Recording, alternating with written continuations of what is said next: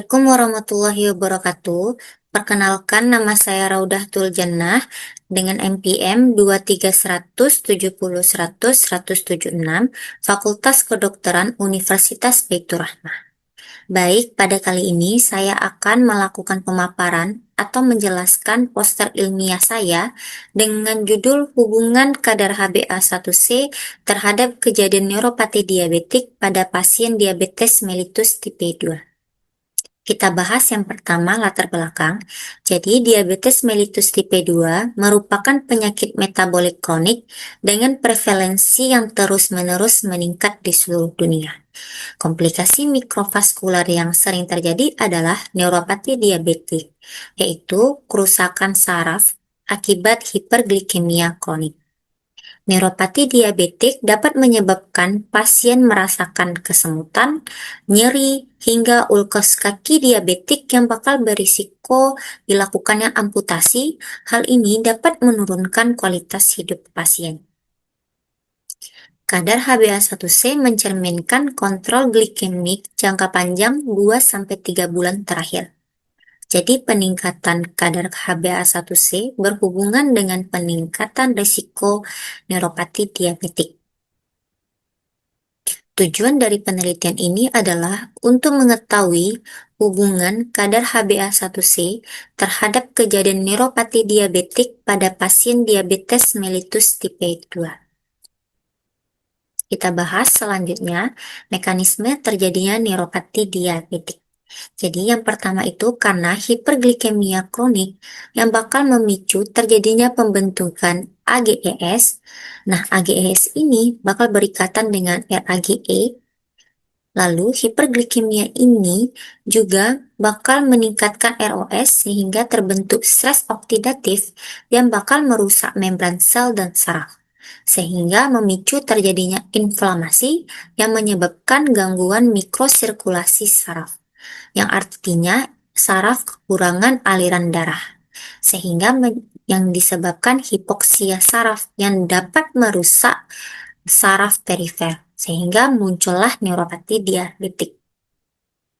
Selanjutnya, metode penelitian, saya menggunakan desain penelitian analitik observasional dengan cross-seksional dengan populasi seluruh pasien diabetes mellitus tipe 2. Sampel yang digunakan itu pasien yang memenuhi kriteria inklusi dan eksklusi, variabel bebas, kadar HbA1c, dan variabel terikat kejadian neuropati diabetik.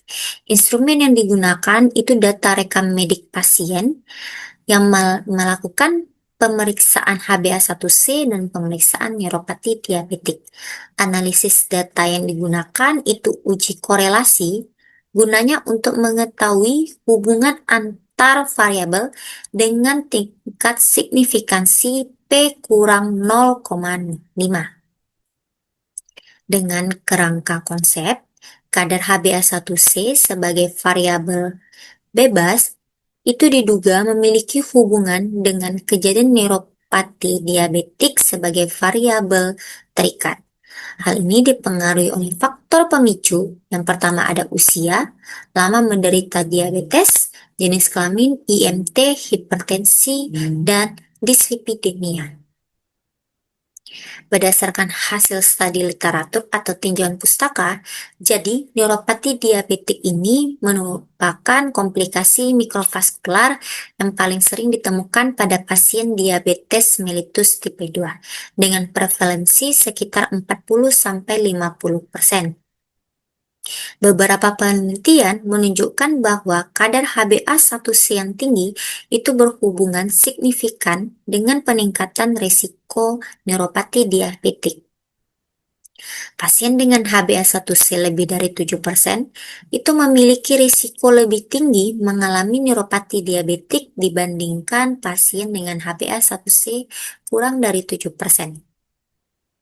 Hiperglikemia kronik menyebabkan pembentukan AGES, stres oksidatif, inflamasi, dan gangguan mikrosirkulasi yang berperan penting dalam terjadinya kerusakan saraf perifer. Seperti yang saya jelaskan tadi, mekanisme terjadinya neuropati diabetik. Jadi, kontrol glikemik yang baik dapat memperlambat progresivitas neuropati neuropati diabetik dan bahkan mencegah komplikasi lanjutan seperti yang saya bilang tadi, yaitu ulkus diabetikum yang bakal harus dilakukan amputasi pada pasiennya sehingga itu dapat menurunkan kualitas hidup pasien. Jadi, kesimpulannya, HbA1c ini merupakan indikator kontrol glikemik jangka panjang yang berhubungan dengan risiko terjadinya neuropati diabetik. Jadi, semakin tinggi kadar HbA1c, semakin besar pula kemungkinan terjadinya kerusakan saraf pada pasien diabetes mellitus tipe 2. Penelitian ini diharapkan dapat memberikan bukti ilmiah mengenai hubungan kadar HbA1c dengan kejadian neuropati diabetik. Jadi sarannya, pasien diabetes mellitus diharapkan menjaga kontrol glikemiknya dengan baik dan melakukan pemeriksaan HbA1c secara berkala gunanya agar pasien tidak mengalami komplikasi. Lalu, tenaga kesehatan diharapkan melakukan screening neuropati diabetik secara rutin gunanya untuk deteksi dini. Penelitian lebih lanjut diperlukan untuk mengevaluasi hubungan kadar HbA1c dengan kejadian neuropati diabetik pada populasi penelitian yang lebih luas. Baik, sekian pemaparan poster ilmiah saya. Terima kasih. Assalamualaikum warahmatullahi wabarakatuh.